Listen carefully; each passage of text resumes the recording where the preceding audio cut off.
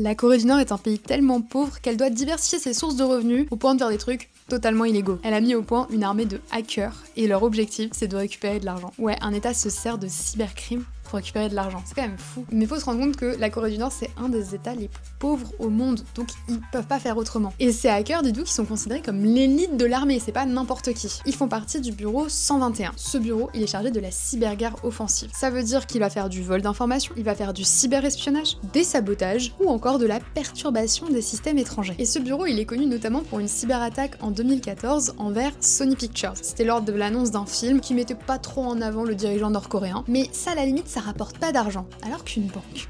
En 2016, ils ont hacké le système SWIFT. Le système SWIFT coopère avec énormément de banques dans le monde pour justement qu'on puisse faire des paiements internationaux vraiment pratiques puisqu'ils ont accès à plein de données. Et ils auraient également hacké la banque centrale du Bangladesh en 2016 également. Et ils auraient quand même récupéré 80 millions de dollars. C'est énorme. Et c'est d'autant plus fou parce que la Corée du Nord, elle prive l'accès de ses citoyens à Internet. Pas qu'ils soient victimes des influences extérieures. Et pourtant, ces soldats d'élite sont surentraînés pour connaître chaque recoin d'Internet et tout le monde cyber. C'est une folie.